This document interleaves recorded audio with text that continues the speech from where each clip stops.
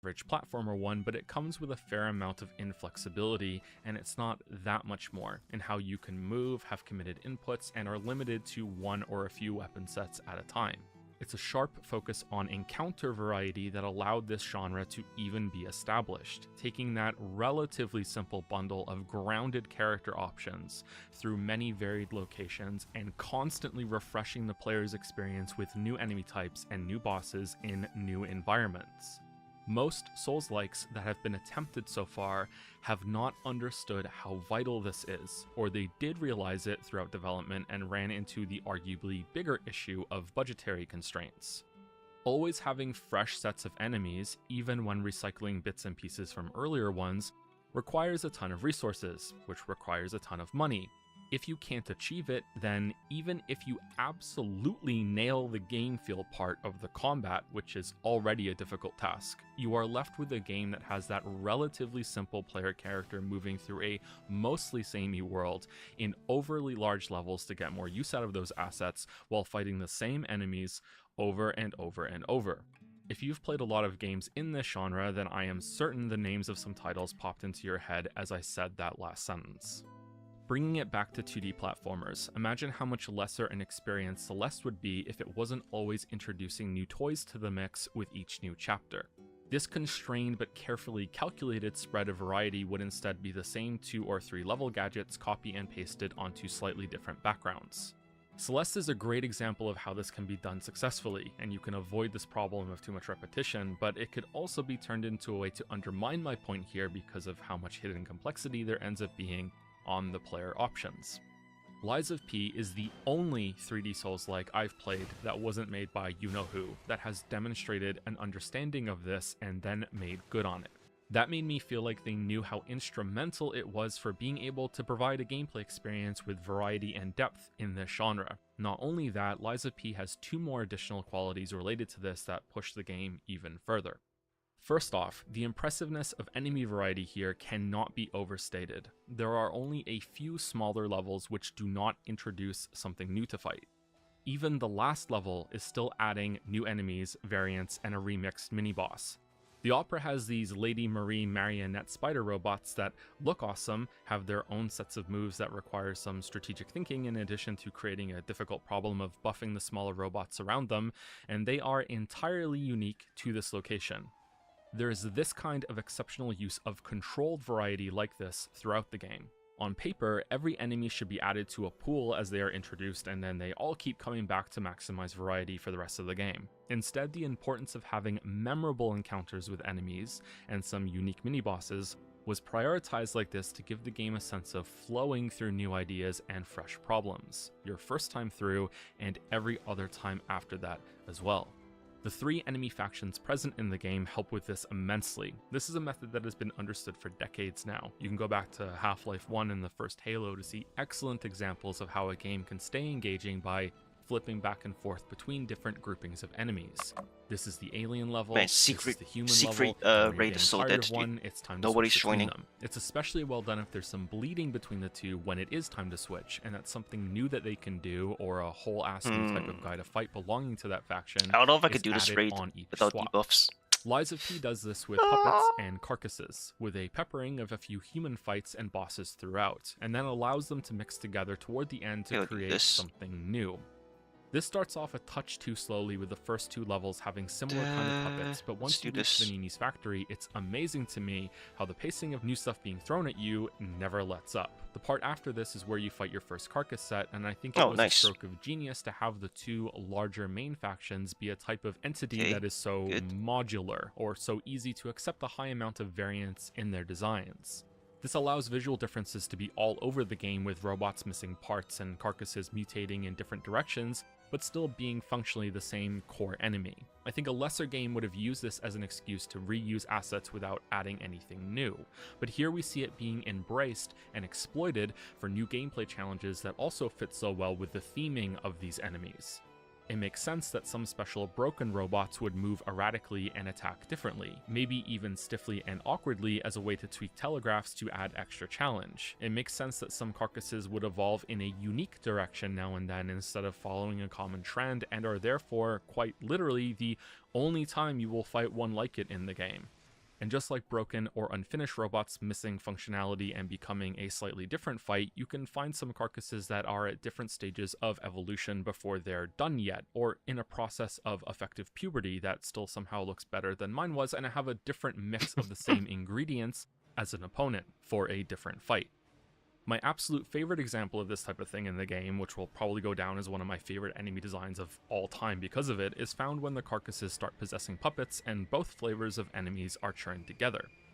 This elite enemy here, which is one of the first you can fight in the game, comes back at the end with a writhing mass for a head that incorporates its own flailing combos onto the foundation provided by the puppets. And it's not good enough for me to point out how clever of a reuse this is, one that once again is perfectly smashing the themes of both enemies together to create something almost entirely new.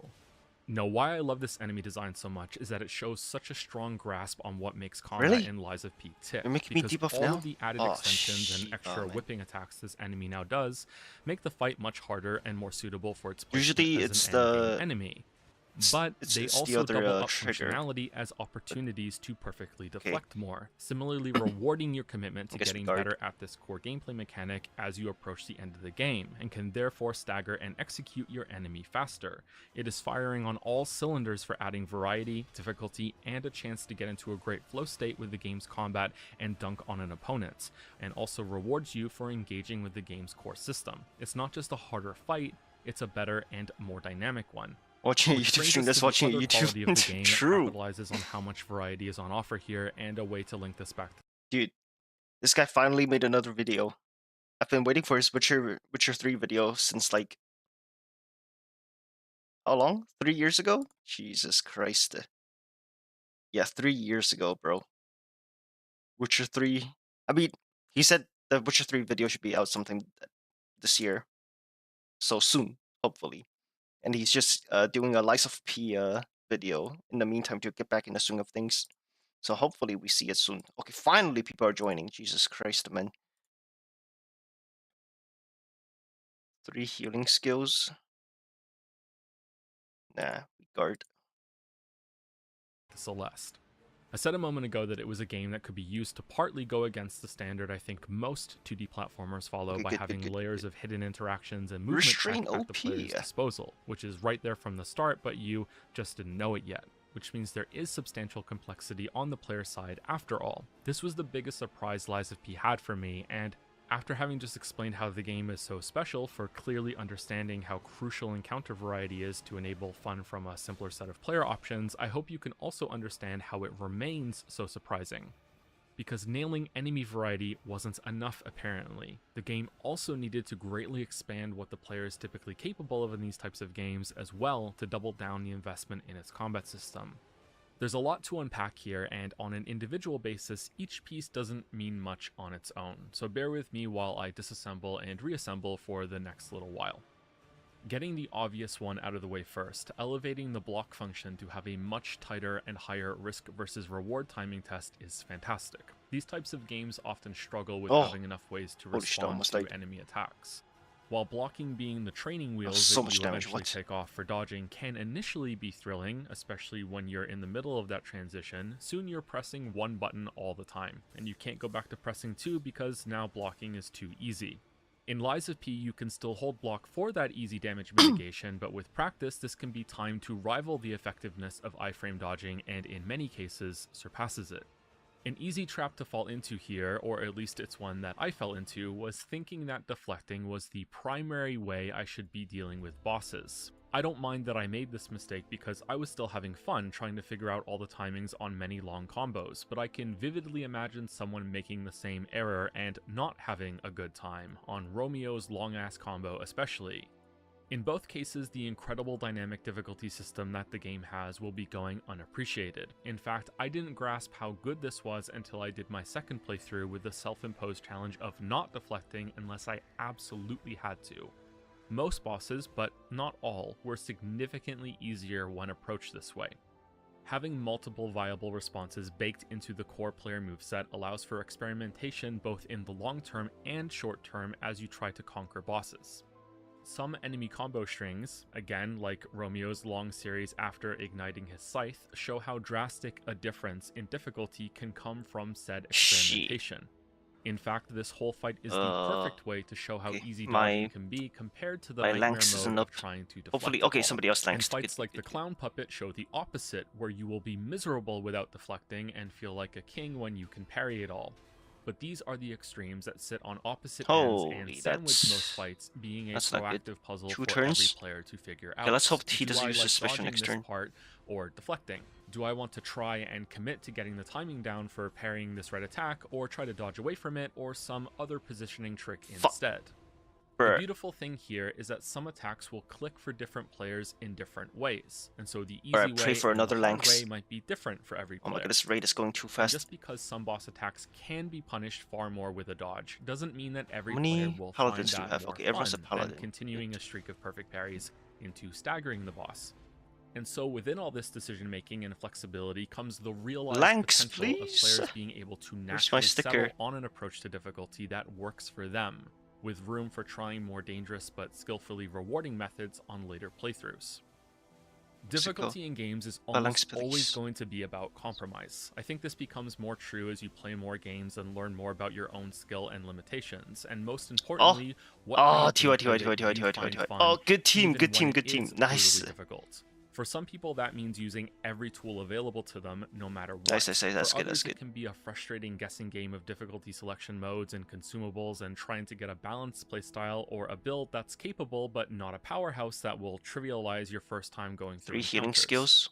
Well, That we Lies cannot of Peace so pass that phenomenally trigger. enables players Okay, to we're almost at naturally 4 mil. calibrate the You hit 4 challenge mil level here, they right? are going for without obtrusive menu selections or the patronizing feeling that you Oh, have so to resort close. to an easy mode is probably my favorite thing that it does, and is why I replayed it so many times with different approaches. Okay, we hit and 4 mil weapons. here. Said another way, I think it's Nice. incredible Okay. that a player can decide to not commit to learning how to fully deflect some of the hardest combos on a boss until another playthrough, and still have an awesome time and My that turn to strong Lanx. feeling that they overcame a worthwhile Nice. challenge with Do it, the do it, do easier it, do it, do method it. they went with instead. Well, One these that guys still are engaged with all of the they all game's level major 350? systems. Yeah. It really some of them feels like so are much maxed thought out. went into these fights with the specific intent of how can we Yeah, we make had a players different want to random engage lobby with them that in could a have been fun really bad. way instead of Okay, just nice, we got a demanding button. that they That's really do good. and then throw them a pitiable easy mode if they can't handle it. Lies of P can be shockingly difficult or surprisingly easy depending on how you tackle it, but if you're meshing with it well and working with it to find the fun, I think it's one of the best experiences out there for a challenge without being crushing, with room for growth after that. I think there's more to the intended experiential side to these bosses though, and just in case it's not already clear, I think these big fights are the highlight of the game. These are long, eventful encounters with tons of moveset variety. Most of the main bosses in this game could be the final boss in a lesser game. There are mini bosses sprinkled throughout levels, some of which don't even get nameplate health bars, that are more complex and rewarding fights than some fully featured boss fights in other Souls-likes. And I think this level of frankly opulent quality in its encounter design is born from having such a strong idea in mind for what these fights should be, and what fights in this game could be, and how the combat system could be explored as the player interacts with them, purposefully for an intended experience instead of fights being there just to fill up space.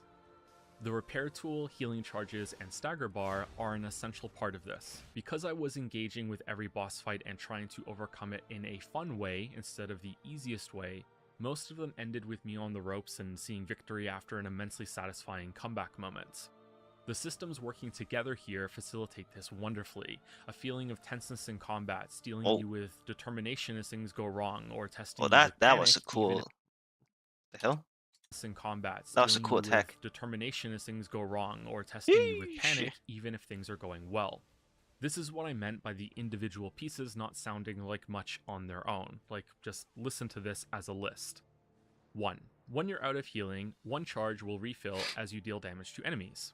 2. Your weapon takes durability damage on hits and blocks, and needs to be periodically repaired or it'll break. 3. Deflecting enemy attacks will build up posture damage on them, which, when full, will make their health bar glow. You have to hit them with a charged heavy or fable attack when they are in this state in order to knock them down for free hits 8 minutes and high left. damage. Okay, These if more sound people like join, we can minor probably do it in additions time. added for a bit of flavor to this type of combat system, and yet when combined with all the rest that Lies of P offers, they allow some amazing moments of everyone unscripted fucking left. gameplay Okay, to nice, never mind. emerge. I've beaten so many Oh, this is a bosses with dead raid. all of my healing Oh charges shit. gone, Good thing and the one I fueled by hosted wasn't sheer like this. willpower and or spite, because I had finally gotten the enemy this low for the first time, managed to earn a charge back, top my health off, and then earn another charge again after barely holding on. This could have so easily been a system that lets you charge all your healing back when you deal damage, but no, the choice was made for it to just be the last charge so you are comfortable, but getting increasingly more Rated in times to use Twitch? them all, and then No, when no, you're down to no. your last It's one, you are always in agonizingly GBF, like flipping between despair and these hope, battles are and like always raids. thinking there's a chance to pull Yeah. victory off. The enemy health bar flashes. So like you could join other people's like pubs or other people's like hosts on these on these raids. And then that guy hosted, and then like 3 other people joined, and everyone just quit the raid. So the raid failed. But then the one I hosted had like nobody joining at the first like 5-6 minutes. But then in the end, the people who joined actually helped me like clear the raid. So yeah, it's pretty RNG, the people who join, because there's so many leechers now. I mean, I'm technically one of them. Even though I can hit 4 mil semi consistently, like 4 mil honors, and that's like the contribution you do to the raid. I can hit 4 mil like semi consistently in these raids, but getting 4 mil is like the bare minimum, right? To get like the good rewards, and also as like how much you should contribute. Yeah, like so far, like the level cap is 350. So here we have like 3 maxed out like players, and the one that's like semi-close, and then we have 2 leeches, me and this guy. Oh, this guy's the host. Okay, so he can leech because he's the host. You can only host like a certain number of times a day. That's why joining raids is like important if you actually want to power farm. Because otherwise I wouldn't be able to do this raid. Then you feel both the rush of opportunity and panic, which can lead you to executing a hit that turns the fight in your favor, or baits you into a risky play and you die. Seeing and hearing your weapon bounce off the boss and you realize, oh shit, you can't press any advantages until you back off and find a safe moment to repair, or you risk attacking anyway if you're so close to victory. I beat a boss on my first playthrough with all 3 of these things happening, and it's one of the most memorable kills I've had with the genre.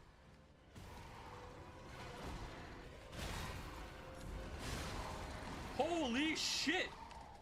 Holy shit! What a kill! What the fuck? What a kill! And then, of course, as you gain more mastery with the game, you have the satisfaction of keeping your health high, weapon repaired, and expertly timing charged hits to knock enemies down, because this is also a part of the challenge level that you can press against. They can start off as diversions to the game's flow state, and then later become amplifications.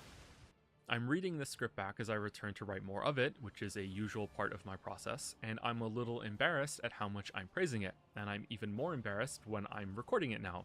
I hope it's not coming across as fanboyish, especially since I'm not done going over the things I liked, including a cherry on top that makes New Game Plus runs so attractive.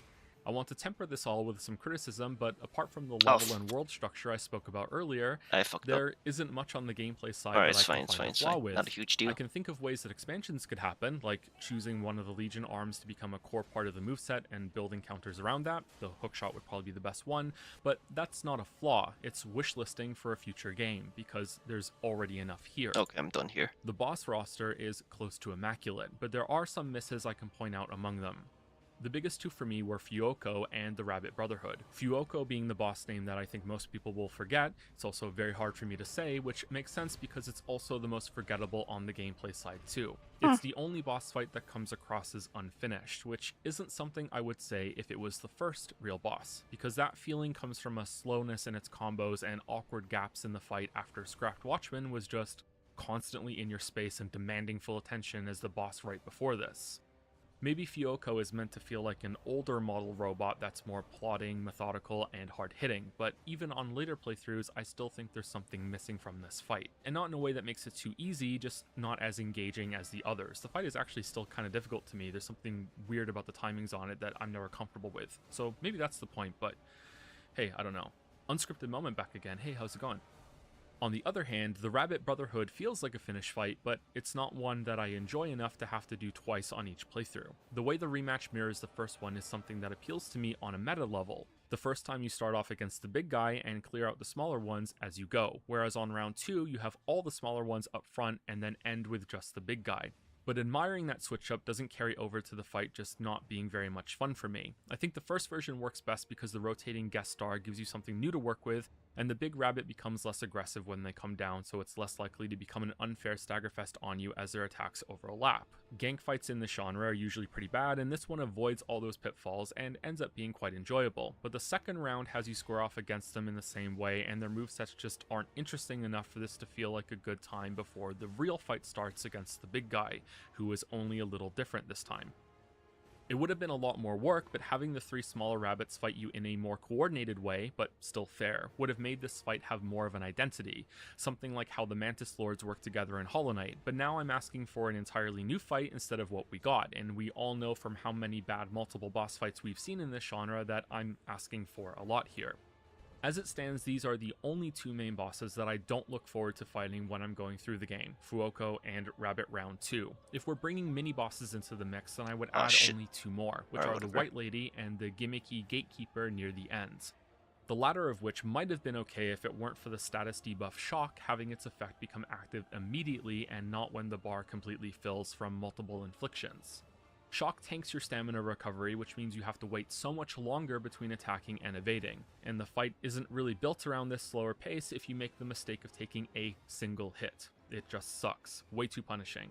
This may sound melodramatic, but I don't think these kinds of anti-fun debuffs have any place in any game. Or at least I get to see a usage of them that I think made my experience more difficult in an interesting or a fun way. No send. As for the White Lady, she can enter a stance in which she will parry your next attack, and unfortunately, she is able to do this so quickly that it can come right before your attack lands, but after you committed to it with the button press, so it doesn't appear like she has activated that mode until it's too late. She can deflect even charged heavy attacks like this, and while I'm sure there must be some way to figure out when she is going to do it, I don't have the patience for it and ended up backstabbing her instead, which made the fight pretty boring. But if you like figuring out that kind of AI decision making and exploiting it, then this could be a good one for you. I personally don't find that fun in pretty much any game.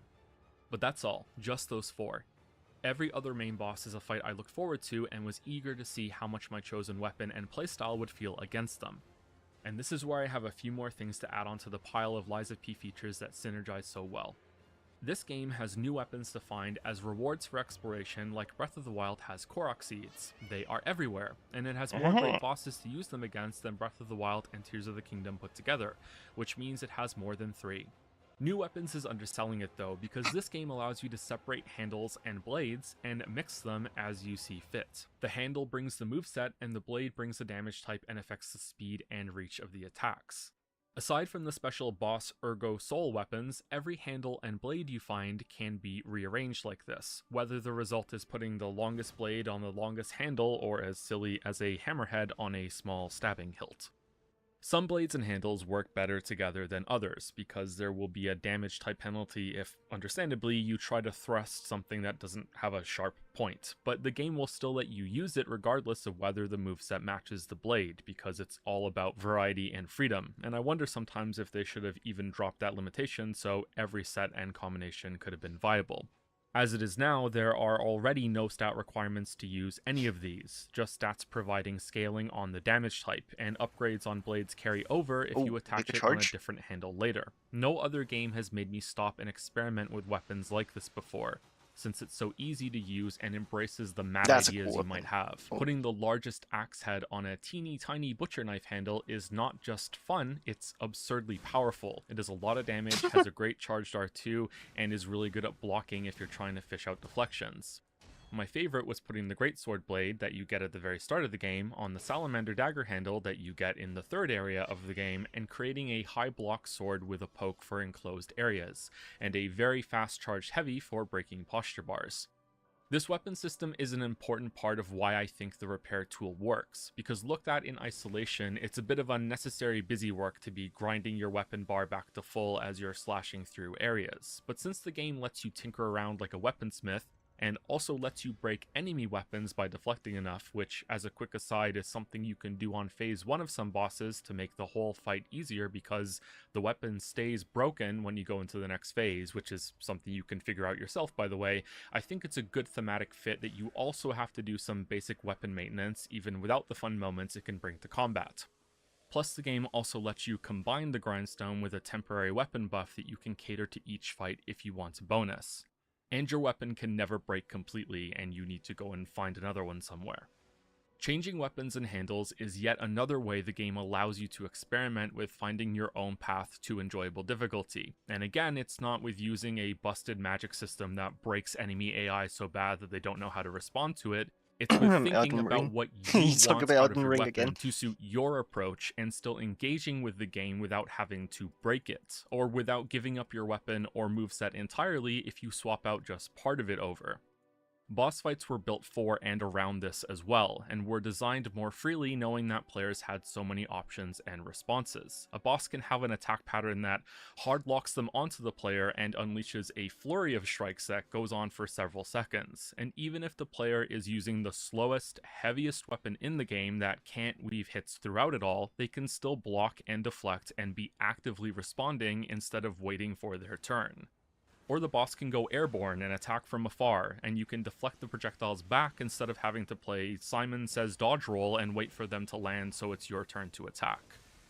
Over my playthroughs, I had differing experiences with the faster and slower weapons like this. It was fun to dodge and slip in hits with quick stabs in the middle of an enemy combo when I was using a light weapon, but it was also fun on the next run to stand like a juggernaut deflecting it all and then knocking the boss down with 2 punishing hits, since I could learn the best timing to do so with this different approach. Or I could do a mix of both with a weapon balanced somewhere Ah, shit, in the middle 70%. that Okay. I made myself Oh, out of I'm done all there of then. these options. Which Because I means cannot really tank the next trigger. What the fuck? One of them is not done. Hey yo, guys. I cannot tank this trigger. Like, I don't have the stats for it. Shit. I mean, I can call this. Give him debuff for the rest of the raid.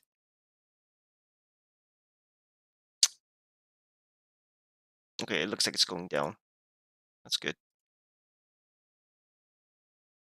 Yeah, I'm fucking dead here. I get one shot.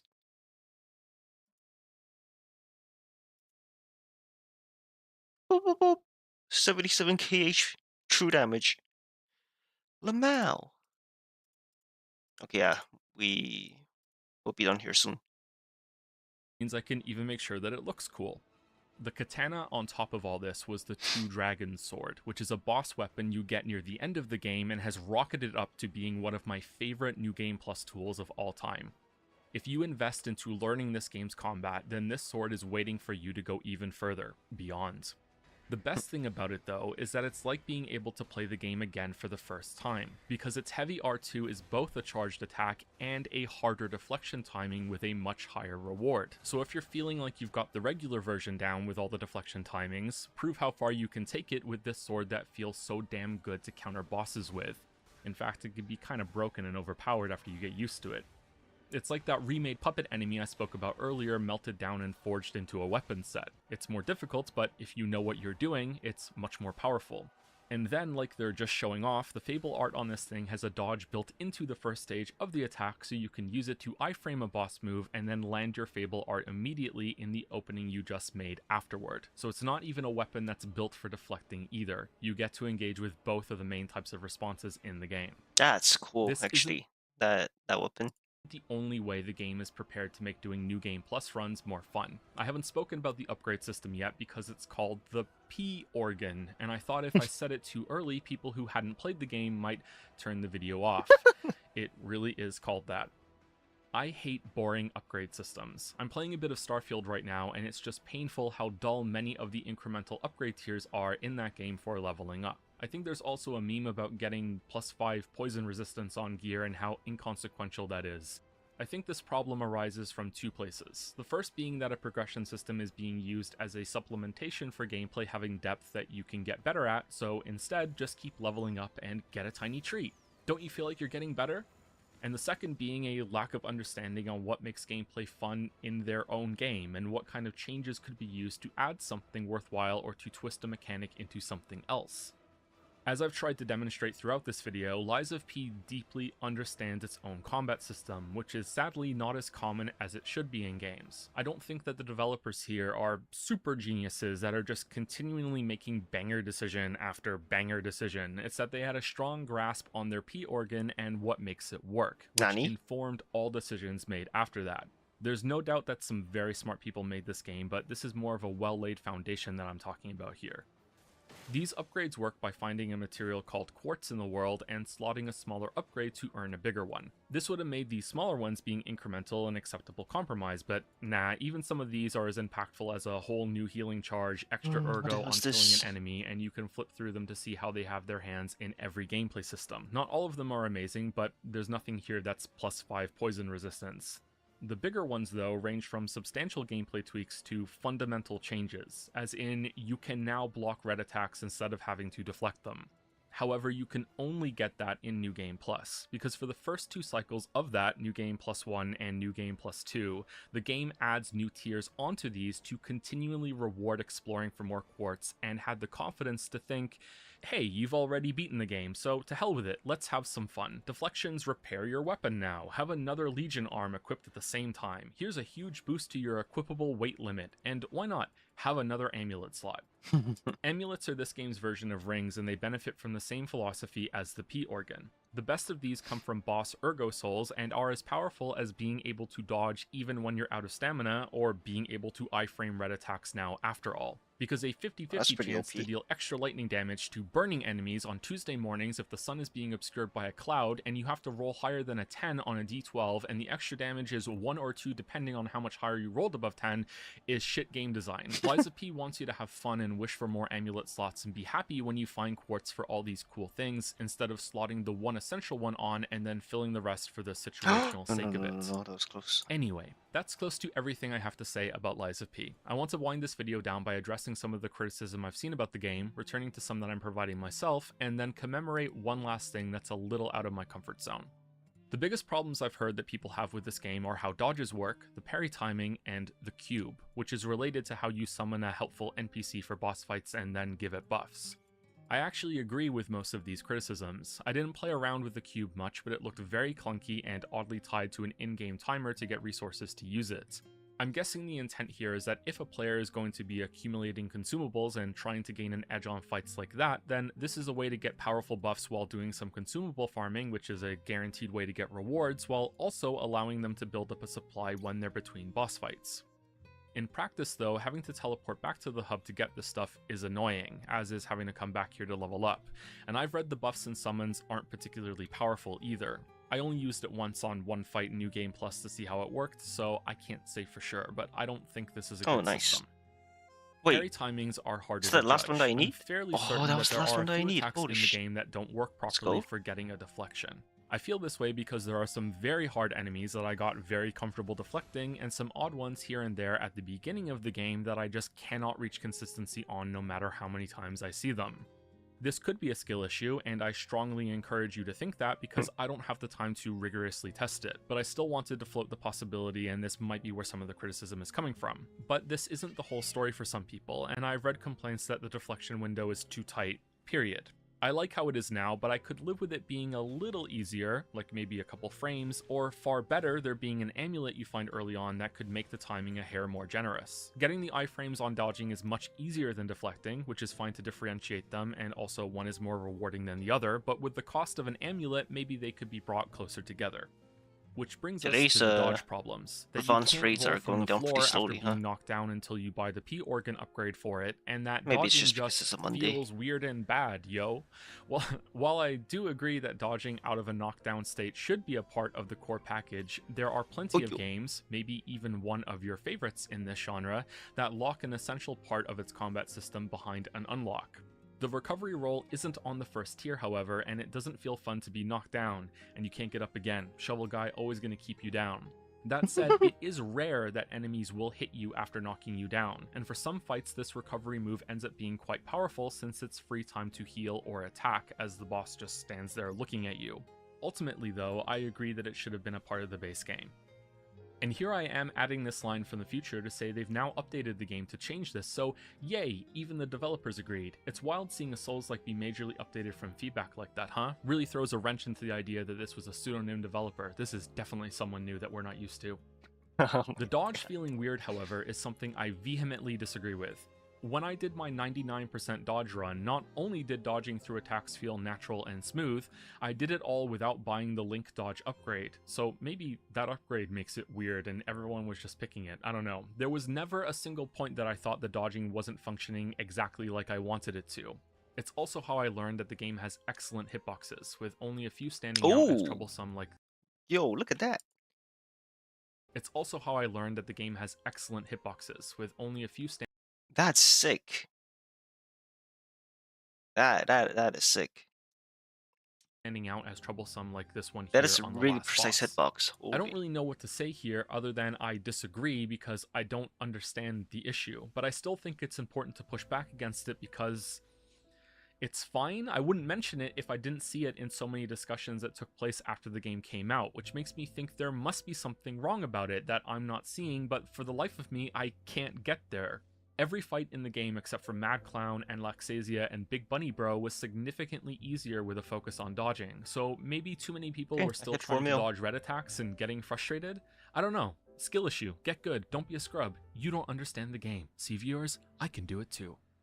Moving on, I want to touch back on the level design comments now that we've had a thorough look at the game. There's a part in Vanini's factory in which you walk through a big pipe and fight some enemies in a sewage swamp canyon. It wasn't until my third time through that I realized that this is directly below the bridge that you cross on your way into entering the factory.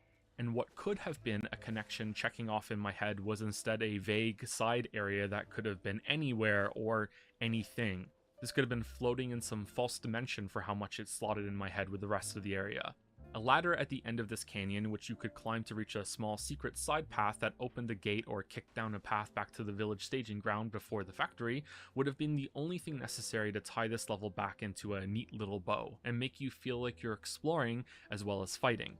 I don't want to harp on about this any more than I already have, but I sincerely hope that improvements to the level design in this way are made in whatever comes next from this developer. Having an expansive freeform world design might be too lofty a goal, but work like this within levels and the odd thread going back to an old level or an optional area now and then can go a long way, and it is, in my opinion, the only area of gameplay that is considerably lacking in Lies of P today. Which brings us finally, and awkwardly, to the last thing I want to speak about, something I have no business trying to judge because I have no visual artistic talent whatsoever, and I wish I did, but I don't.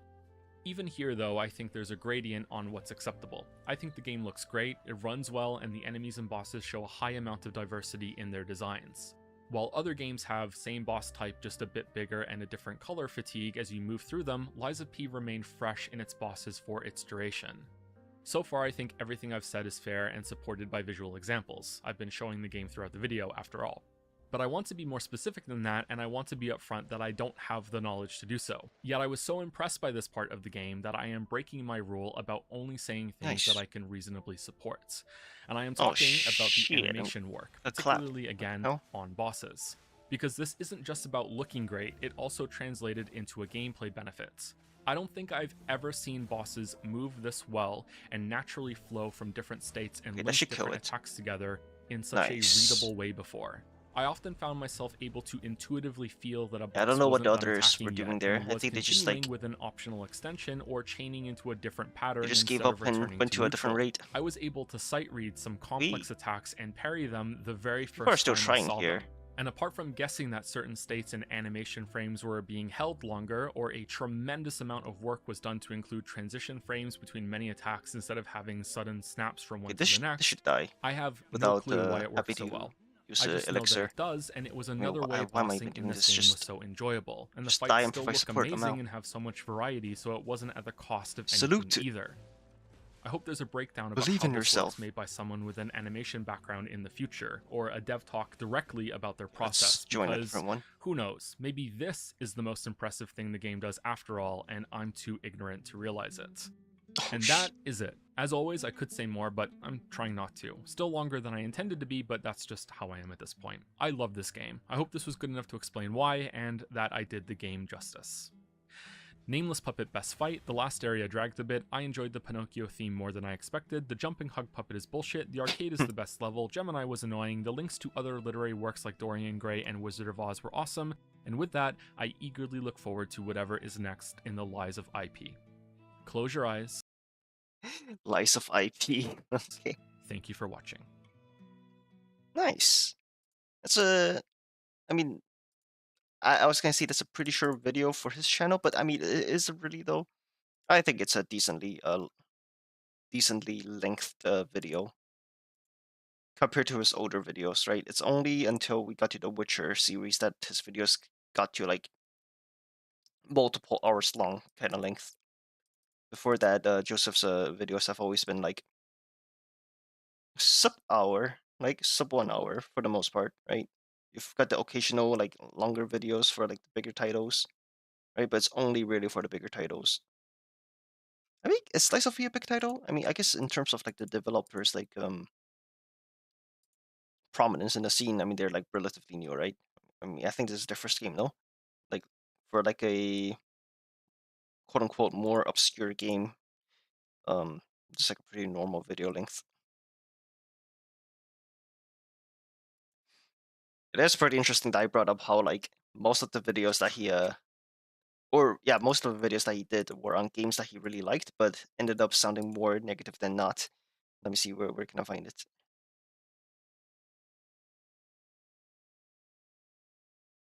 Ah, there it is, somewhere here.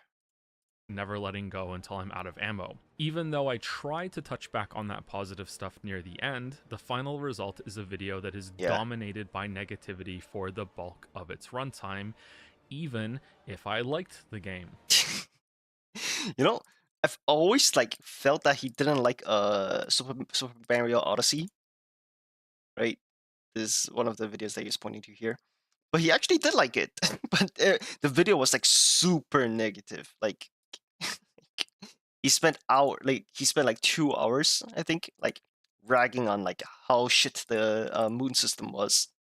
Which hearing him describe it does sound pretty ass, not gonna lie. But like it didn't sound like he liked the video because of how much like he harped on how many flaws the what do you call it, the game had. And yeah, like Dark Souls 3, he critiqued a lot, but he really liked Dark Souls 3. Zelda is another one that he's like kind of semi notorious for because he hated like the parts that he didn't like a lot, like the Morok seeds and the really shit dungeons. I mean, the dungeons are really shit. Not gonna lie, like in Zelda Breath of the Wild and Tears of the Kingdom, like they are so fucking cookie cutter. Soma. Oh, I thought he liked Soma. I didn't feel the negativity as much in Soma and Dragon's Dogma. Probably because his complaints were like reasonable, or probably because the videos are kind of short, so like the complaints didn't like feel dragged out. Yeah, nice. Well, this is a good warm up for the upcoming Witcher 3 video. I can't wait for that one. Oh, shit, it's gonna be like 12 hours long or something, isn't it? Can't wait. Fuck, why did I do this? Or whatever.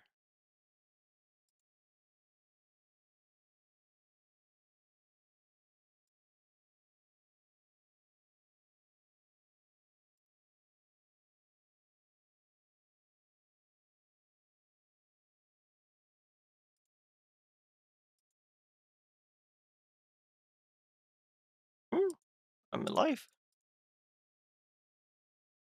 Ah, but for how long? Ah, yep, I'm fucking dead. Right,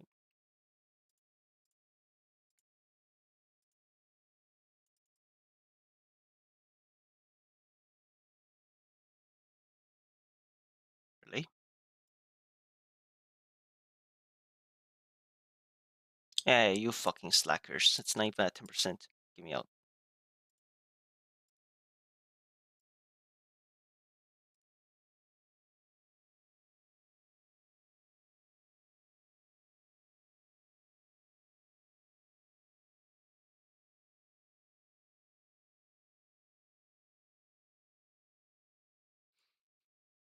All right, what other video that I want to watch? Nice, that's done. Hmm?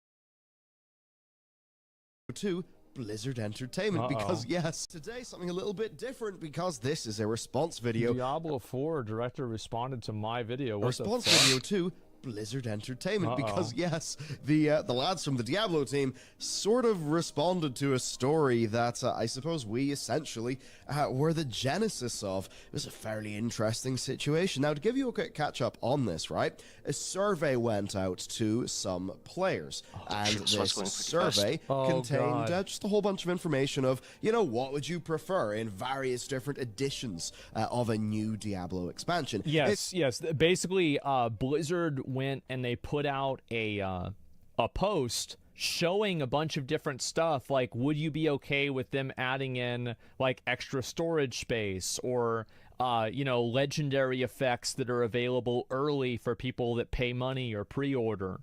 Like all the, this is in Diablo 4. This is a survey that went out. The survey actually Didn't this happen like a long time ago, like before the game even released? I kind of remember this thing came out like a long time ago. went out with these questions.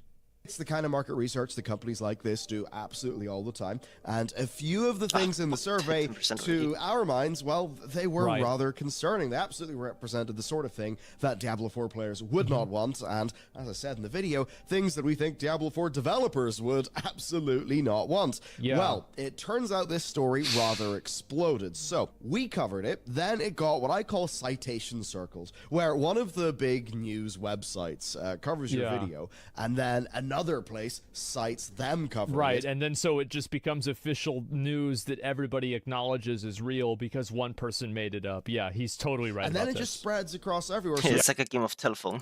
Now if you type in Diablo survey into Google News, we've got Metro UK, Game Rant, The Gamer, PC Games N, Kotaku, Dexerto, VG247, and many others.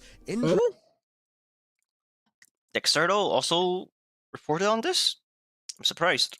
I thought Richard Lewis is like the editor-in-chief for that. Although I guess he probably like doesn't really inspect each article in detail whenever it gets published. I don't even know what editor-in-chief does, honestly, like the specific details, but like they should just have like the, like from my impression, they should be like the director. They're like equivalent to like the director in like a anime production or something. They should like dictate the general direction the articles should go towards, or like kind of like the narrative, or but yeah. Interestingly though, whoa, what did I just do? They all far more went with the headline, well, considers £100 Diablo 4 expansion in leaked survey, allegedly surveyed. I guarantee you, by the way, that for the Diablo 4 expansion, there will be a version of the expansion that's worth $100. It might be 90, but if it's less than 90, I will be amazed. About a $100 expansion, so rather than go with the angle of the stash space, it does seem that the various fan sites thought that the $100, £100 headline would be the bigger ticket thing to get those clicks. Of course, not to be outdone, the editing team behind Asmongold TV certainly did do what they do, which is... We really do what we do, don't we? Oh, we really do what we do. Damn. True. Blizzard is milking Diablo 4. Release the Asmongold reaction video to our video entitled What the hell? I'm MVP? What the fuck's going on? Everyone, their mother's like, dude, there's like 4 like max level players, man. What are they doing? Okay, I hit 4 mil. I'm chilling. Oh god, excuse me.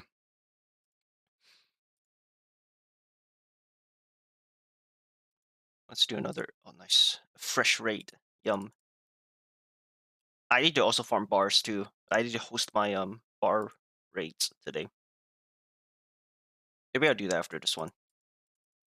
These raids are going pretty slow. I mean, I guess my fire grid is like not super developed. Like my PNS is. I mean, I'm running Mac now, right, with Ekashe, but like my PNS is like not uncapped. There's like 1 star. There's like I didn't uncap my PNS at all, so I'm losing a lot of raw stats.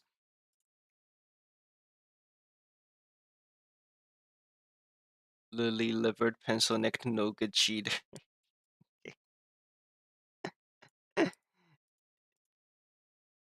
I gotta give him the benefit of the doubt and assume that he's joking here. I mean, it sounds like he's joking. How can I?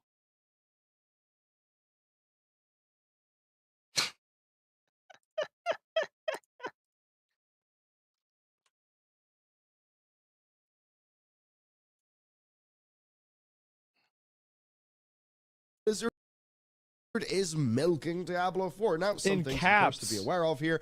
You know, this is not about an action that Blizzard have taken. This is about the contents of Well, it's about an action that they might be taking, though, right? And look, dude, look at the fucking thumbnail. Give dollar with the IV, with like the fucking Diablo 4. Like, this is so fucking good. Yeah, It's literally a perfect thumbnail. survey. So, you know, milking D4, are they? Will they?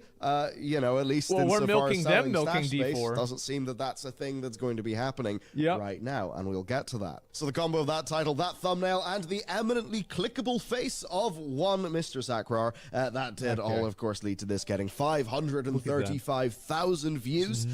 Basically within like a day and a half, 2 days. I imagine it will go pretty damn far. Oh, yeah. Then, of course, the Diablo 4 developers actually had a live stream planned for the 30th of November. This is the live stream, and today it's time to talk about their response to us, as well as the other things that are going on with Diablo 4 in this video that is powered by our members at bellular.ghost.io. There, they've been getting early access to our content, and they've also been getting Loading Screen, which is the newsletter that we publish every single weekday, where basically you will know everything that's going on about the news. Also, we're all hanging out over on our over in the Members Lounge Discord server, which is all very fun, and it is the best way to support the work that we do here. So I really think that, like, whenever you step back and you think about it, Belluar's done such a great job, like, moving from doing only World of Warcraft content to doing gaming news in general. It's like such a transition that so many people fail at. And I think that, like, not only has he done it, but he's actually grown a lot after doing it. For news, it's insanely good. Yeah, it's actually really fucking impressive, man. Because Belluar and I, like, we both used to only do WoW content. Like, that used to be it.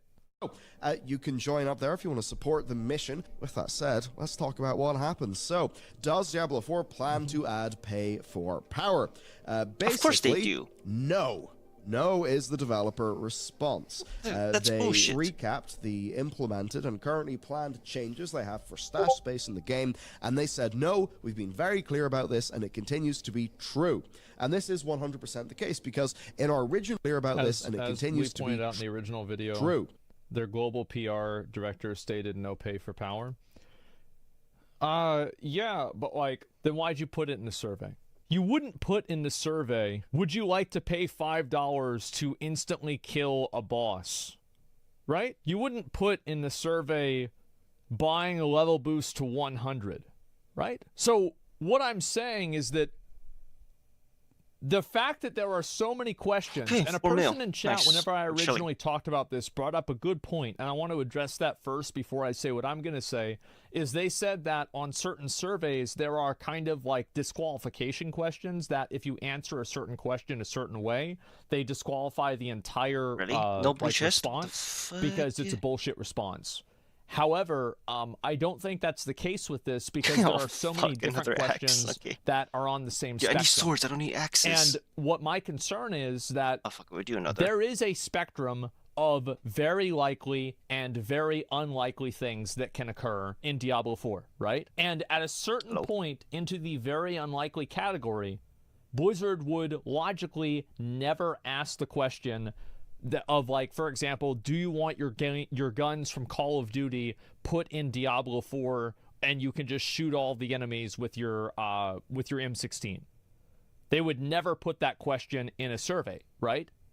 So that means logically that adding stash space and making other types of like essences, or not essences, legendary aspects pay only or pay to get early is more reasonable than that is. All I'm saying is that there is a spectrum, and things that get on a survey are on that spectrum. Do you see my logic here?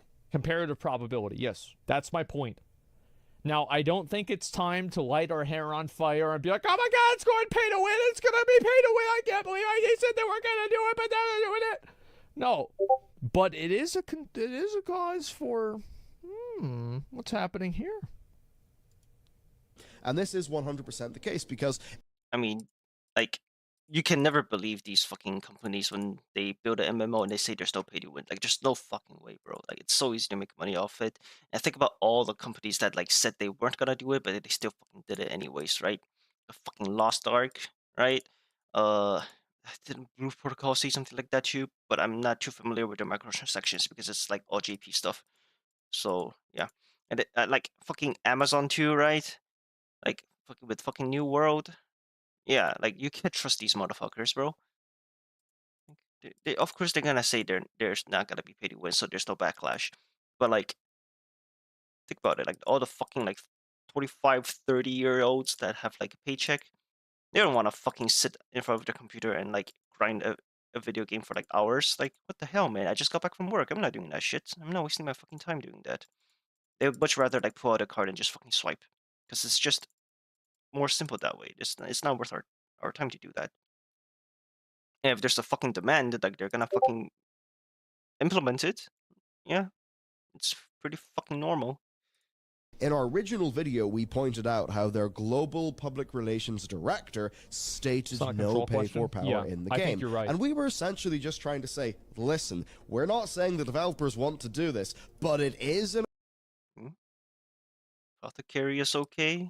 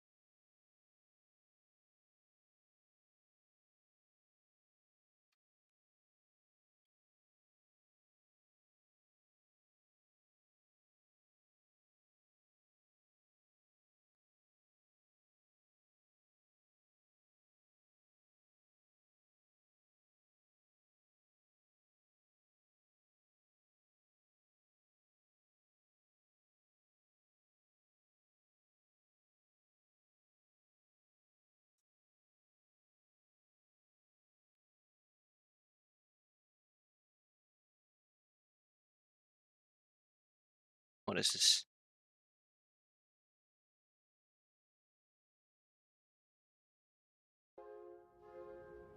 Ah, there you are. I was beginning to think you weren't coming. I think I've seen this before. Good. Maybe I'll stand more of a chance this time. Oh, Let yeah. us begin. Wait. Yeah, I've seen this before. Doesn't, like, Anakin? Fuck, I don't know his name. Doesn't, like, his pupil, like, sheath a sword and he just stumbles?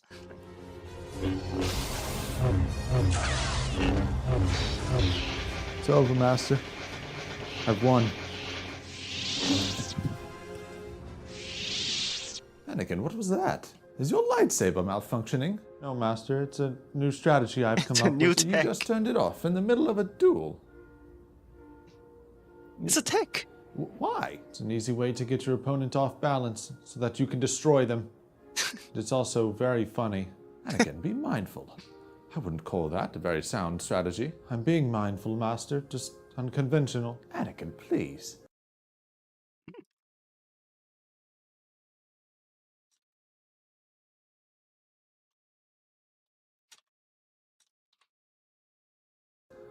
I'm the only Jedi in the last 1,000 years to have defeated a Sith. I think I know what I'm talking about. No one else uses it. No one else expects it. That's why it works. All right, let's go again.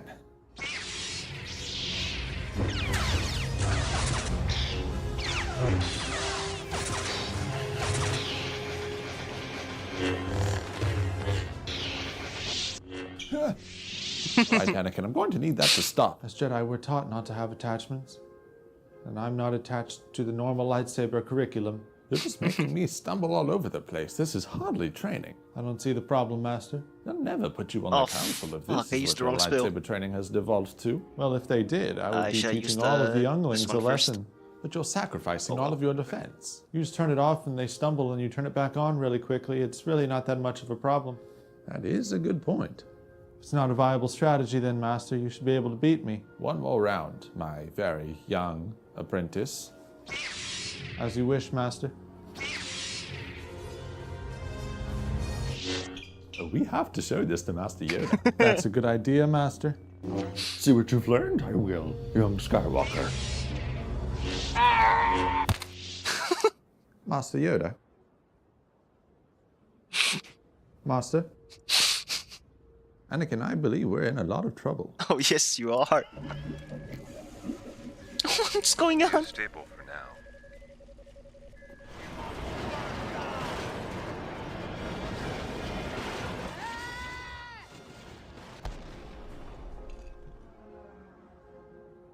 Ah, there you are. Are you ready? He's a gamer. Master. Now remember, Anakin, after what happened to Master Yoda, the Council banned turning off your own lightsaber during combat.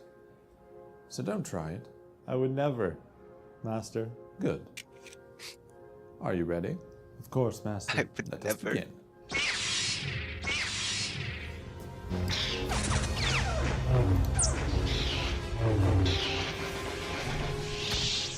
You just turned off your lightsaber in the middle of combat, Master.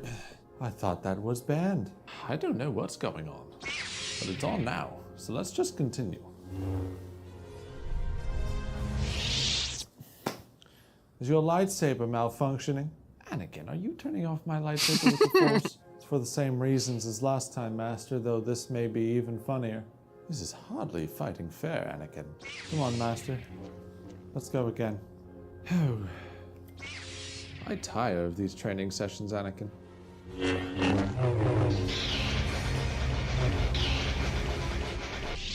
What makes this strategy any better than turning off your own lightsaber? This way they might think it's their own fault. It's like a mind trick, but for lightsabers. I'm turning off your lightsaber, not my own, as far as I'm concerned. Dude, what the fuck? But it's 1%. Can you guys do something? 28 minutes. Just like 4 minutes ago, bro. Fuck. Okay, it's at 1%, man.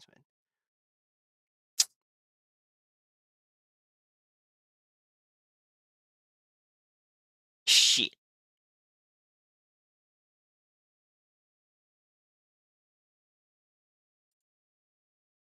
Oh, this could be bad.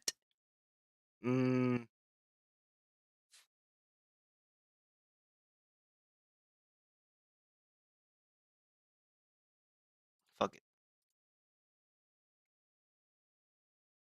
Wow, that's really bad. Yep. That's really bad.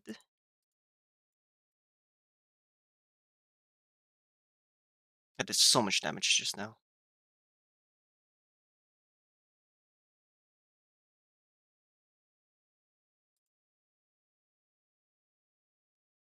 Eh? I'm gonna die here. Let's hope the burn kills him. Yeah. Oh fuck, 0 honor. Yeah, I'm fucking dead. Yo, it's 1%, guys. You guys just tickle his butthole. Oh my eye. That's perfectly legal.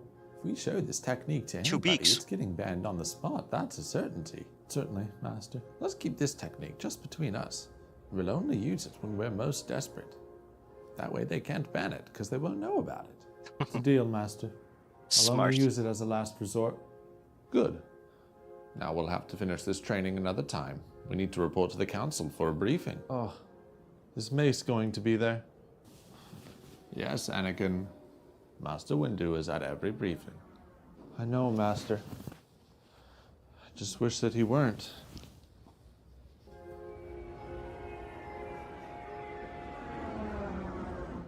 I'm excited for training today, Master. I hope that doesn't mean you're planning on doing anything ridiculous, Anakin. Of course not, Master. Of course not. Good.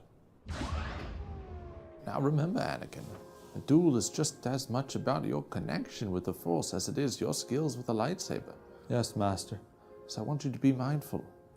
Feel the Force. Let it guide you. I understand, Master. And please, no more of these Anakin shenanigans you keep doing. Shenanigans? Please. Of course, Master. Look at his face. Now we...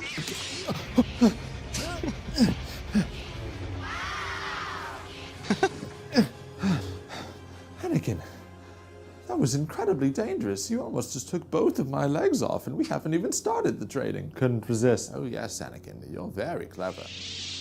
But how about you save these tricks for an actual mission against an actual enemy? I am sorry, Master. Now, as I was saying, mission against an actual enemy. I am Look at his face. sorry, Master. Now, as I was saying, that's so I want good. you to close your eyes, Anakin. Really focus on the Force. Feel it. Let it guide you. Feel it penetrate through you. Feel it around you. Focus on what it's trying to tell you. And feel your lightsaber turn on. Got him. See, it's not as enjoyable when it's on your hip, is it, Anakin? That was a good one, Master. It's fun, isn't it? I was going to save this until the end, but I feel like now is as good a time as any. You see, today I brought my own trick with me. Looks like you're finally taking something away from these training sessions, Master. Yes, Anakin, today we will be learning about the advantages of having the high ground. The high ground. Now, you see, Anakin, I can attack at your head, and all you can do is attack at my feet, which is easily defensible. Okay? Go ahead, Anakin. Try it. All right, Master? I'll give it a try.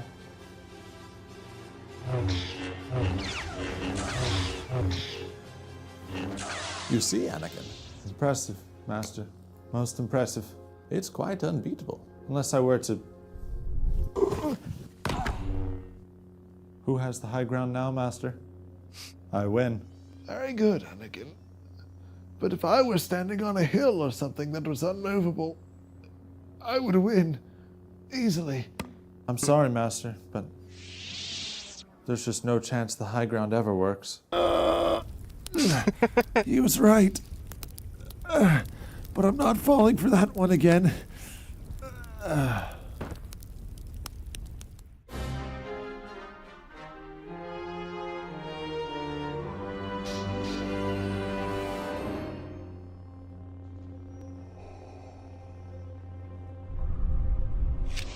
Still works.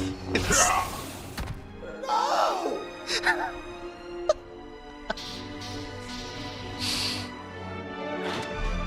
Obi-Wan taught you well. Your thoughts betray you, Father. I feel the good in you. The conflict. There is no conflict. You couldn't bring yourself to kill me before, and I don't believe you'll destroy me now. You overestimate the power of the high ground. Yeah.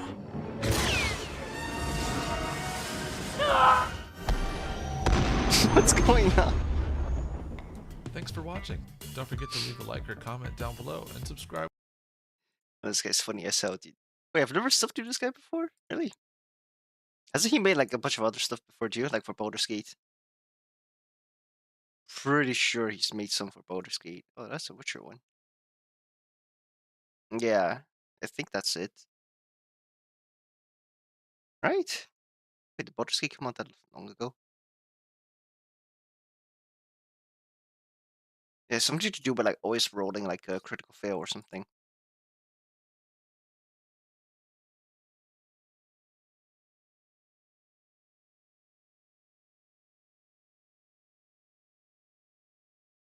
in a market research survey. Therefore, we Yes. should make our voices heard that this is not the sort of Yes. thing that we will really Read that. sort of He's tolerate. totally right.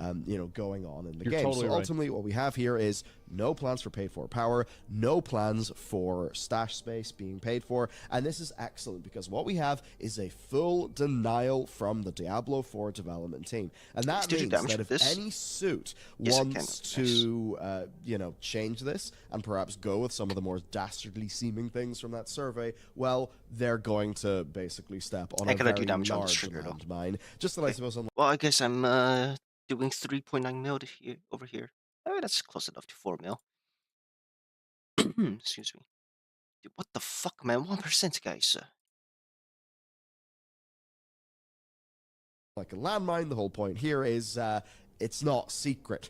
It will be very clear that this will be a betrayal, not only of their global PR director, not only of various things they've said, but also the very direct words of some of their more senior developers in this video. So, Yeah, I think that's a good point. Bellier does bring up a good point, and them directly refuting it on camera, being like, "This is the thing that you've heard about. We're not doing it." That I think that does count for a lot. It's a huge thing. overall, what this represents is basically a big old community win, and while they may be frustrated that our video, I suppose, led to this story, in a way, I do think this is good for the developers because it gives them a solid opportunity to directly say no to the rumor mill. Obviously, in the response, they were not able to say anything about where this story came from. They weren't able to talk about the market survey and perhaps put that survey into context, which is what we did in our video. They can basically just say that they have no plans. Now, could this sort of thing change? Yeah, look, it could. There are many instances of people saying no cash shop, no this, no that, and a few years passes and that sort of thing happens. Yep. Right. At the very least, That's that's exactly what happens. Like on launch, they're not gonna implement it, but then on like the second or third season, they start implementing these like shitty ass microtransaction bullshit. Yeah, it's super fucking cringe how companies do that. But I mean, I guess they have to make fucking money, right? But like, it's still fucking cringe though. for us for now. Like a good example is the Terrasland developers. So, do I still have the picture? Yes. Okay, so basically they said the game wasn't pay to win. And what they Fucking need 4 more malice fragments. I'm like running low. mean by it not being pay to win is that you can't pay real money to buy an item in the game because that would be pay to win. But what you do is you pay real money to buy gold, and then you buy the weapon with the gold, which is not pay to win. That's That's some fucking mental gymnastics right there. Do you hear that? Do you hear that shit? The fact that they think they could get away with that kind of bullshit is just fucking baffling, man. and balance monetization system. I should save this one, honestly. This one's getting saved. D4 in 6 months. Okay, so there we go. Yeah, this is a masterpiece. This needs to be an NFT, guys. Now you might be thinking, is this just some fake drama? Why did you guys bring it up? What's going on? Well, basically, do I trust the actual developers themselves? Like, as people? No, yes, brother. I do. Do I I trust also trust that they don't make the final decisions. some arms of management at that company? The answer there is no, I do not. I do not trust these companies to not betray their developers. I don't Another either. story going on is the insane Destiny 2 starter pack that is such a bad value that it's basically scamming new players. You pay with money for currency and then use that currency to buy power. Yeah, it's just fucking pay to win with like extra steps. Like, what the fuck? Like, it's the same with fucking gacha. You buy fucking gems and you roll for characters in like Nikkei or something, and you do PvP with your fucking broken ass units that you got from the gacha because they're super meta and everything else is power crept. Yeah, that's fucking pay to win, bro. But no, you're just buying fucking gems. It's not power. It's just gems. It's currency. Sort of entirely predicated on them not having game knowledge and not being able to place the contents of that starter pack Fuck, this raid is so dead, man.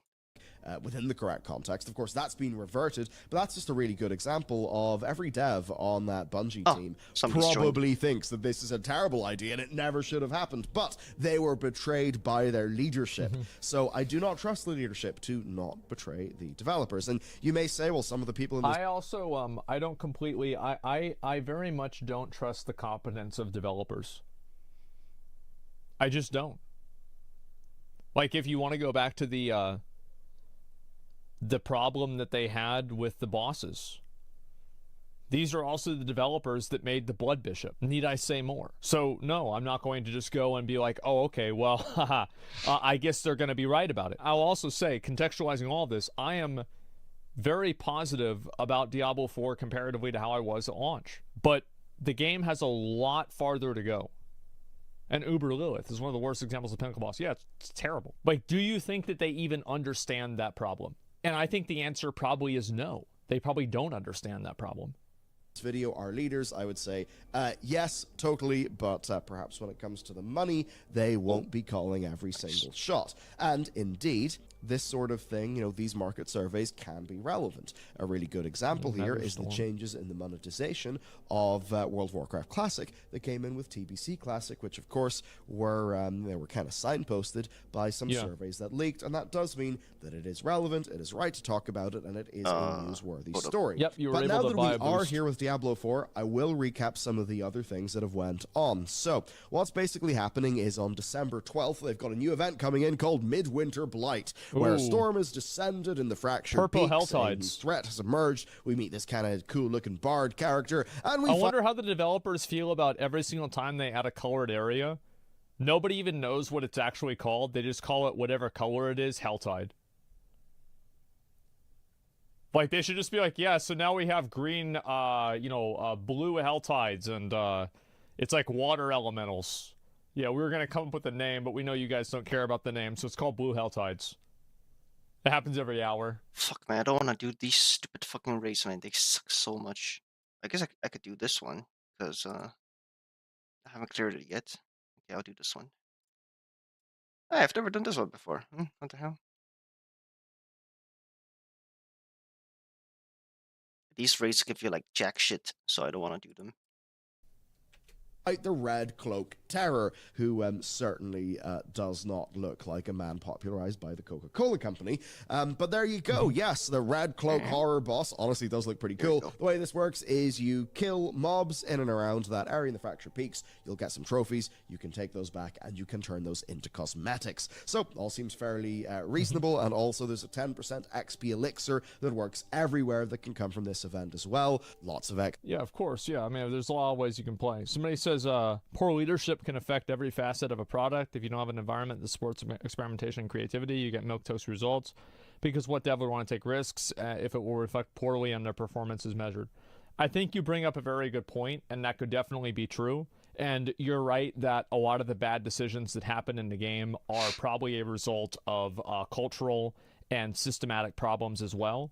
But I'm not going to hand wave every single bad decision that's been made in this game as, oh, it's all the corporate's fault. Corporate didn't tell them that they had to make the colors of the fireballs on Uber Lilith the same color as the ground.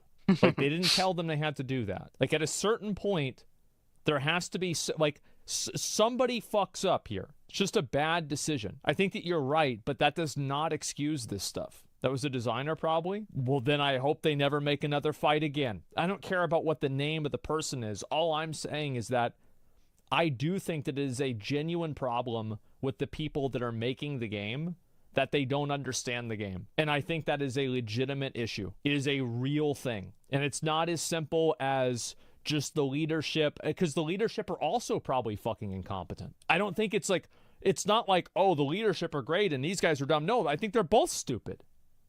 That's what I believe. XP, which, by the way, Season 2 has Just a what hell makes of a lot sense. more XP floating around than Season 1 did, and they've also done a bunch of, like, XP events on top of that. It's been kind of crazy. There's also the Abattoir of Zir. This is kind of interesting. This is them basically doing seasonal, like, endgame content, right? This will unlock, I believe, on the 5th of December, after you finish your seasonal journey. This is a new dungeon that basically is harder than a Tier 100 Nightmare dungeon. It's got 25 tiers of difficulty, but the the jumps between each tier will be higher than in those Nightmare dungeons, and it basically exists to let players use all of that power that they have amassed. Sure. And yeah, Makes that's sense. basically what's going on. It is something there for the end game. It is temporary, only in this season. They've said that one of the reasons why it's kind of done like that, it lets them vary things up, but also this is basically them testing what they'll be doing for seasonal endgame content. Yeah. So I would assume they do not want to be held to the first version of some sort of thing that they've got to keep on going forever. It's smart for them to effectively have a beta for leaderboards. Overall, then, That's seems smart. pretty decent. There is a special glyph that comes from it that gives you a multiplicative power bonus, and it also drops a Wow, bro, like that. Oh fuck. Yo, I remember that one thing that we got in Diablo 3. As soon as we got that, like you just scale that shit infinitely. It was like the longer you fight a boss, the more damage it does, or something. hell of a lot of XP for your glyphs. Now, the new glyph will be really expensive to level up in terms of XP, which is why this event drops so much XP. But the sort of side part of that is that if you are able to do the Abattoir of Zir, you'll get loads of XP, so you can level up your other glyphs if you want to try those out. That's good. And there are no respawns, so yeah. Definitely there to be a bit harder. As for some other things, they have massive loot updates coming to the game. This I did think was quite interesting, as evidenced by their change into these damage on Tuesdays shirt. I think it's a great idea for them to monetize their fuck-ups. You know, we had what sword as a shirt, and now we have damage on Tuesdays. They're like, yeah, we fucked up. We know it. Everybody knows it. Yeah, it's funny. The idea that you maybe will get an affix in your gear that says, on Tuesdays, you do plus 30% damage, which totally makes me wonder if anybody has seen the Fizzbin scene from Star Trek, the original series, where certainly the rules of the game Fizzbin are, yeah, pretty spicy. But okay, what are these changes? Well, they haven't announced them yet, but they do seem to be rather massive. Basically, there are many different affixes in the game. People obviously will want specific things, and to many it's frustrating. You maybe have to go through 100 gloves or 200 gloves before you get the gloves that you want. So what they basically want is more ways to like customize, modify. I know there is like some re-rolling in the game, but they basically want to change that big time so that getting a cool item is more like a journey. That's how they put it. The idea if you get... I think that this is going to be a real 4,010%. Nice. struggle for Diablo 4, and I don't know how you can solve the problem that they have, because they can't really add in Path of Exile's development system, like a crafting system. They can't really do that. It's too complicated. So how do you fix this problem of like giving gear that players can work towards over time to make really good, and not have 100 trash affixes to increase the pool so it takes longer I think this is going to be my last one artificially, for today, and I'm and gonna also go to have bed a after crafting this. system that's simultaneously intuitive for new and sense so casual far. players, but also fulfilling for hardcore players. But we did get like we did finally fully max out our axe and get like an extra copy. Did we also get a sword today, or did I get it like off stream earlier in the day? I mean, well, I know for sure that today I got one sword and 2 axes, which is pretty good. It's not bad. I mean, the axe drops are gonna get really annoying pretty soon, though. Because I don't think you want that many axes. I think you want like 2 at most, like 2 fully uncapped ones at most. And then the rest you want to start in like the swords. Like the swords you want like at least 4 copies. I have 1 completed copy right now, and 1 like not uncapped copy. So I need like what? It's 8, 11. I need 11 more copies of the sword. Yeah, I mean, it's not that hard. 11 copies is like, it's not that hard. No sense though. That's the worst part. Okay, so technically I could get Lucifer to max transcendence by the end of next, well, maybe not the end, by like oh, I was like, where's my blue pots?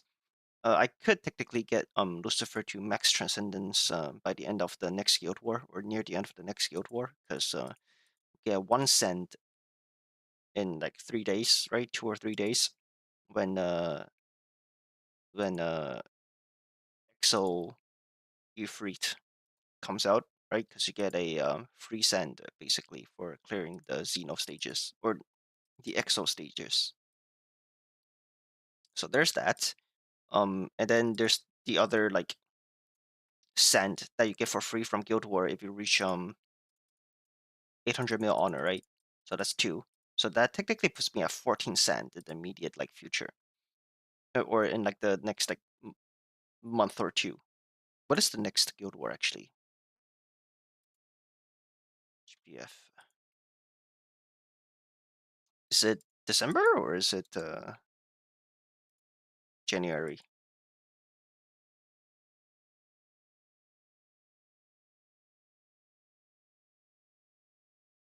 Guild War.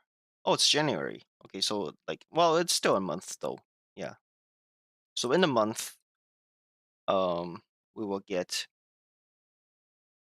2 cents guaranteed, right? War from 1 in like 3 days actually. Yes, 3 days. 1 in 3 days, and then the other one in January.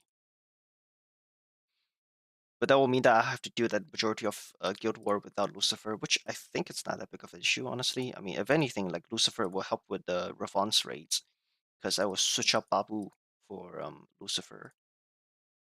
Fuck, let's do one more. What the hell, man? I mean, okay, that let's I'll give credit where credit is due. I'm pretty lucky with like sand drops, honestly. Like I didn't get all of this from farming. I get most of these from like trophies because I didn't spend them. I've only used like 6 sands total so far, right? For Nier's weapon and oh, who's the other one? And Kame's weapon, right? So technically, I've only ever gotten 18 sands, and most of them is from trophies. Like I think I've gotten 3 sand drops at most, but I like don't fucking farm sand raids, right? So like from a fucking Revance casual, 3 sand drops is pretty decent already, right? I got one like during the weekend. I got one from what are the dragon raids? That one was pretty ridiculous. And I got one other one from like a random place, I think. I'm pretty sure I got another one from like a random drop. Also, the funny thing is, I think back then I didn't even know like how rare this was. I was just like, "What the fuck is this shit? I've never seen this before," and I just got it. It might have been a neat raid or a 6 dragon raid because I don't think I was doing Revance, or if I was, I don't think I was able to get blue chests that consistently. So I don't think there was like a good chance for me to get chests over there. But yeah, I mean, even now I cannot really hit. Can I hit damage him? No, I cannot. Whatever. Yeah, even now I cannot really hit 4 mil super consistently. I mean, I can hit 4 mil, or I can hit like 3.7 pretty consistently, right? 3.7, 3.6. But 4 mil, I'm still like probably like a 40% success rate, I think.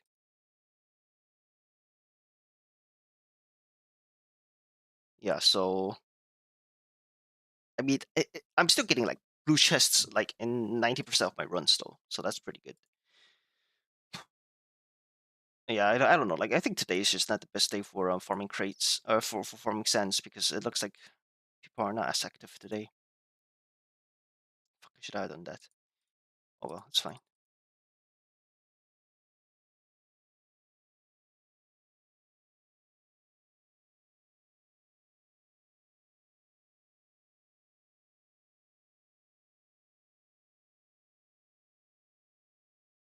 All right. Yep, I think I'm done. So, I mean, oh well, maybe we'll see. If we get a sense from the race we joined so far.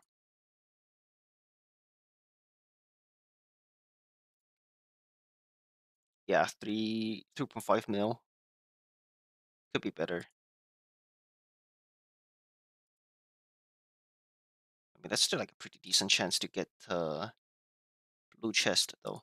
Did I do my Halo today? I did not.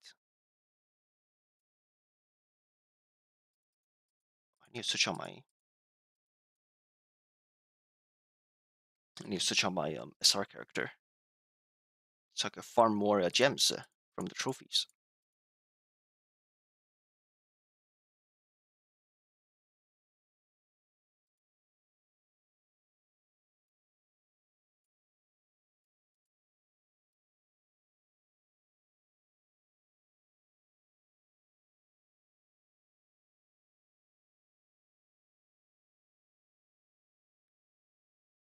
Okay, I'm almost done leveling all my SR characters for water.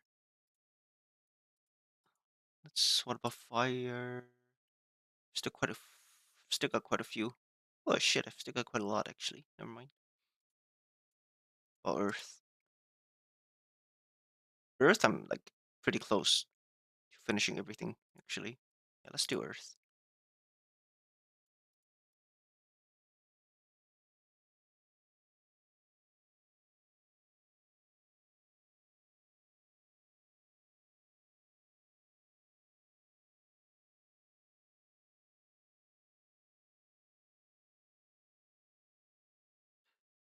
RIP 3.5 mil. Not high enough. SMH. Exposed as a leecher. What the hell? What is this tree doing here? One more.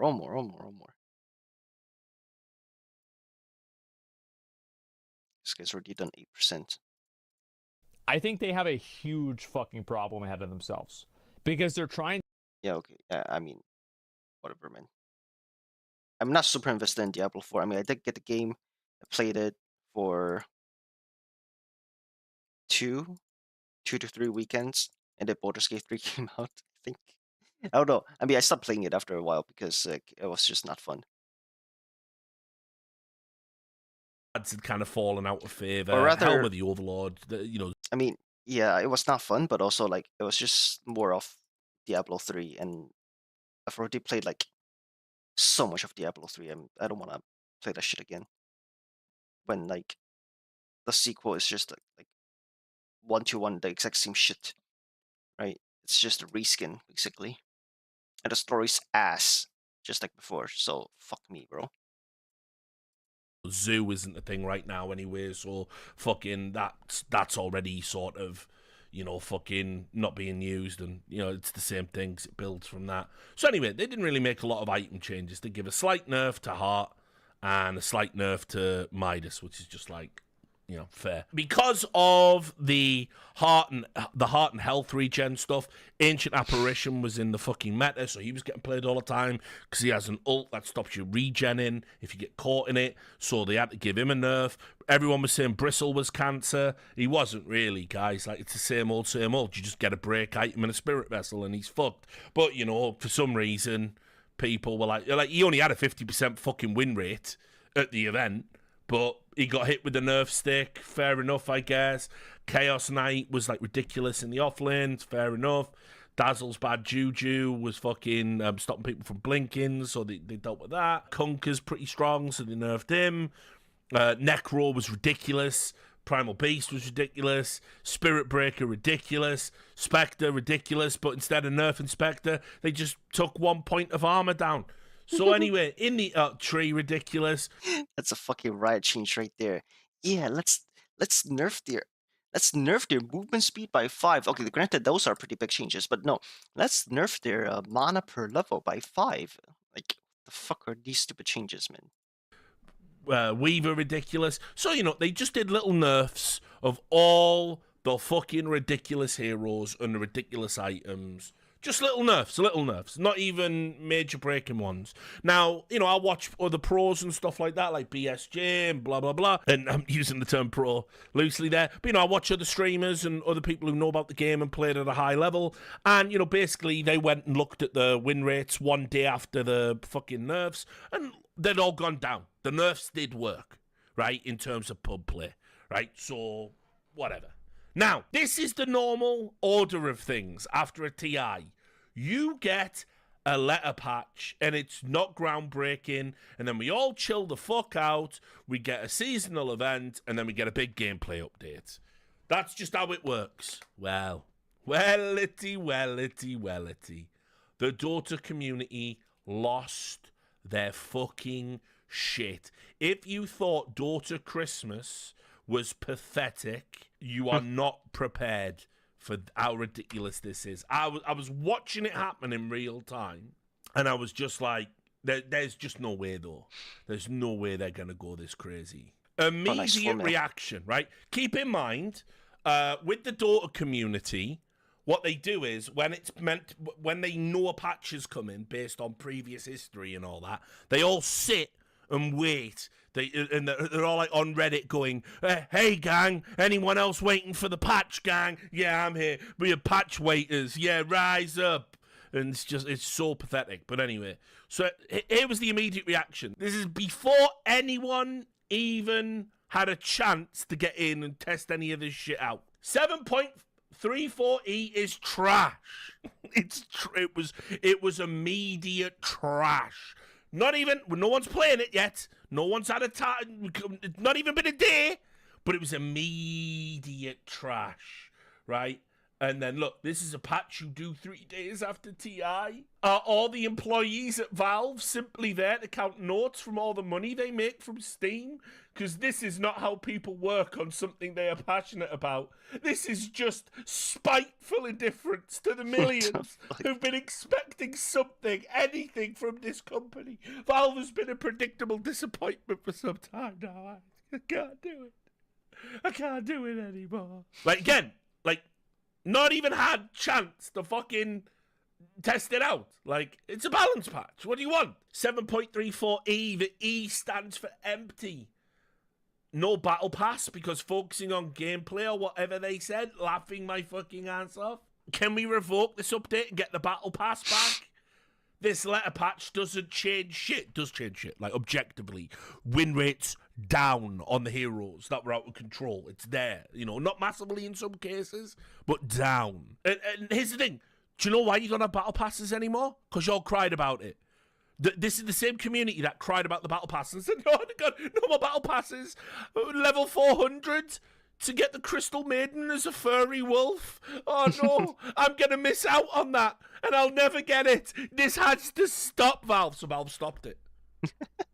And then they're like, can we have that back, please? I'm just going to say something that's super unpopular, right? But it's probably something you should just get on board with. Because when it comes to, right, you can have a solid argument about whether or not something represents value for money, whether or not you're getting flaked. If you can't afford something and you're crying about not being able to afford it, get another fucking job. Just shut the fuck up. I'm so done with it. You fucking peasant. You fucking peasant.